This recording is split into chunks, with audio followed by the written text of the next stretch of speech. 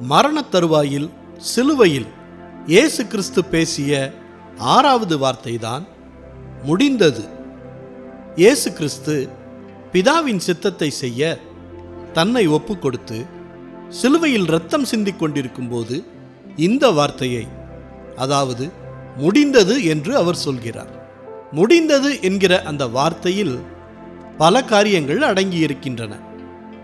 சிலுவையை குறித்து கர்த்தர் திட்டமிட்டு முன் அறிவித்திருந்த தீர்க்க தரிசனங்கள் எல்லாம் நிறைவேறி முடிந்தது என்றும், உலகத்தின் பாவம் தீர்வதற்கு ஒரு முடிவு வந்ததின் அடையாளமாக முடிந்தது என்றும், அதாவது பாவம் இனி ஒரு பிரச்சனை அல்ல, அதற்கு பரிகாரம் வந்துவிட்டது என்றும், இயேசு ஆவி ஆத்மா சரீரத்தில் பட்ட பாடுகள் முடிந்தது என்றும், இயேசுவின் உலக வாழ்க்கை முடிந்தது என்றும், மனுக்குலத்தின் மீட்பிற்காக அவர் செய்த எல்லாம் முடிந்தது என்றும் எடுத்துக்கொண்டாலும், உலகத்தில் இருக்கும் மனுக்குலத்தின் மீது சுமத்தப்பட்ட பாவங்கள், சுகவீனங்கள், நோய்கள், துக்கங்கள் எல்லாம் முடிந்தது என்றுதான் அர்த்தம்.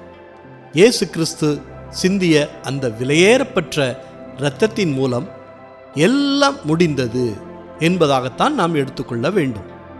இந்த வார்த்தை நமக்கு விடுதலையை கற்றுக் கொடுக்கிறது. முடிந்தது என்கிற வார்த்தை நம்மை பலப்படுத்தும்படியாக அமைந்திருக்கிறது. சிலுவையில் இயேசு கிறிஸ்து சிந்திய இரத்தத்தின் வல்லமையை இன்றும் நாம் காண்கிறோம். அவருடைய தழும்புகளால் சுகமானோம் என்கிற தீர்க்க தரிசனத்தின்படி நம்முடைய நோய்கள் சுகமாகிறது, நம்முடைய போராட்டங்களுக்கு விடுதலை கிடைக்கிறது, இரத்த கோட்டைக்குள் நமக்கு ஒரு பாதுகாப்பு உண்டாயிருக்கிறது. அந்த இரத்தத்தின் மூலம் நாம் ரட்சிக்கப்பட்டு புதிய மனுஷனை நாம் தரித்து கொண்டிருக்கிறோம்.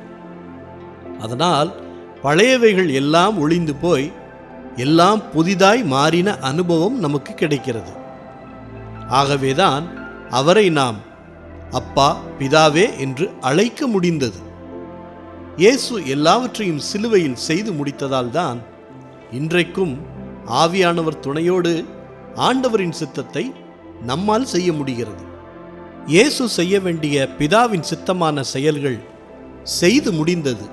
தொடர்ந்து பிதாவின் சித்தத்தை நாம் செய்வோமா?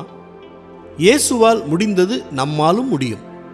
கர்த்தர் நமக்கு அனுகூலமான துணையாளராக இருந்து அவர் சித்தத்தை செய்ய நமக்கு ஆவியானவர் மூலமாக ஆலோசனைகளை கொடுத்து அனுதினமும் நம்மை வழிநடத்துவாராக.